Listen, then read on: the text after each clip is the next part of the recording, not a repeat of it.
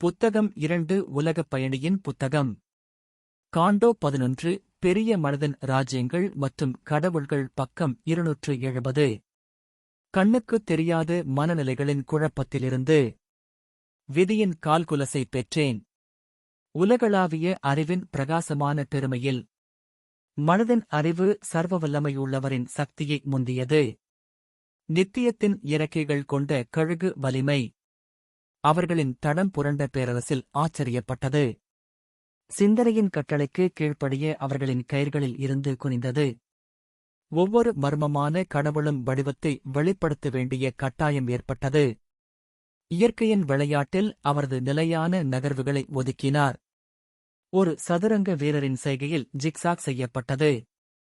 அண்ட விதியின் செக்கர் போர்டை கடந்து செல்ல விருப்பம் அவசியத்தின் படிகளின் பரந்த வரிசையில் கணிக்கப்பட்டது.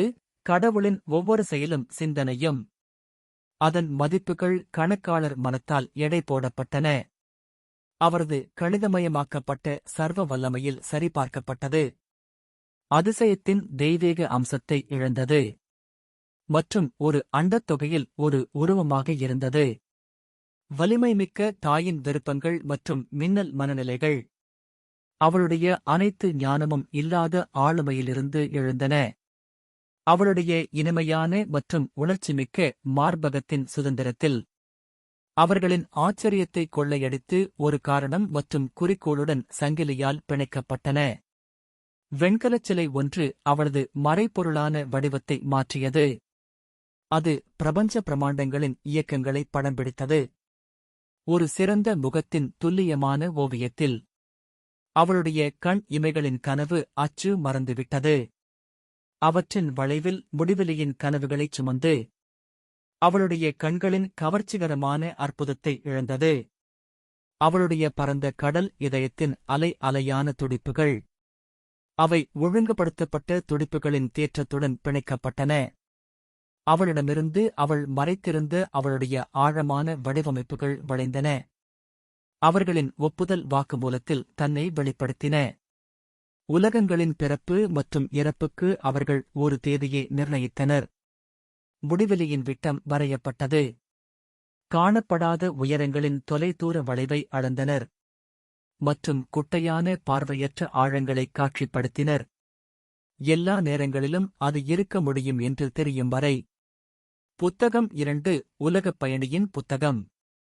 காண்டோ 11 பெரிய மனதின் ராஜ்யங்கள் மற்றும் கடவுள்கள் பக்கம் 271.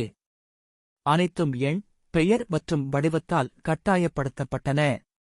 சொல்லப்படாதது, கணக்கிட முடியாதது எதுவும் விடப்படவில்லை.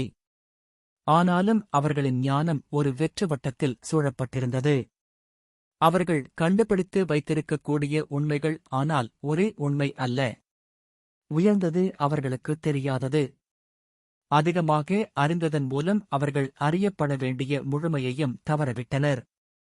உலகின் ஆழமற்ற இதயம் யூகிக்கப்படாமல் விடப்பட்டது. மேலும் ஆழ்நிலை அதன் இரகசியத்தை வைத்திருந்தது. ஒரு உயர்ந்த மற்றும் துணிச்சலான உயரத்தில் 3 படிக்கட்டுகளின் பரந்த உச்சிக்கு வெற்று படிகள் எரியும் தங்கப் பாறைகள் போல மேலே ஏறின. தூய முழுமையான வானத்திற்குச் செல்லும் பாதையை எரிகின்றன. ஆகஸ்ட் மற்றும் சில இறையாண்மை கொண்ட சிந்தனை மன்னர்கள் விண்வெளியை தங்கள் பரந்த அனைத்தையும் பார்க்கும் பார்வையாக மாற்றியுள்ளனர்.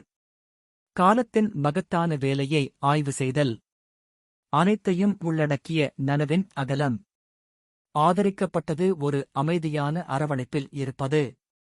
ஒளிரும் கண்ணுக்குத் தெரியாத பரிந்துரையாளர்கள் அவர்கள் உலகிற்கு நீண்ட பாதையில் கைப்பற்றினர்.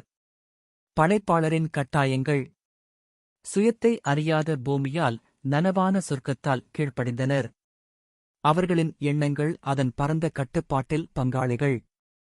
ஒரு பெரிய அனைத்தையும் ஆளும் உணர்வு அங்கே இருக்கிறது.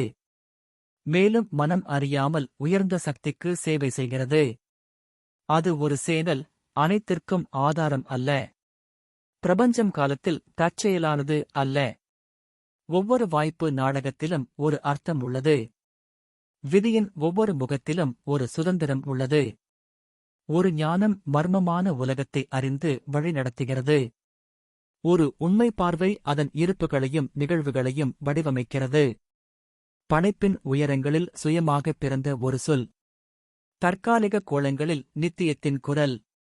முழுமையான பார்வைகளின் தீர்க்கதரிசி. வடிவத்தில் கருத்தின் முக்கியத்துவத்தை விதைக்கிறார். அந்த விதையிலிருந்து காலத்தின் வளர்ச்சிகள் எழுகின்றன. நமது அறிவிற்கு அப்பாற்பட்ட சிகரங்களில் அனைத்து ஞானமும் அமர்ந்திருக்கிறது.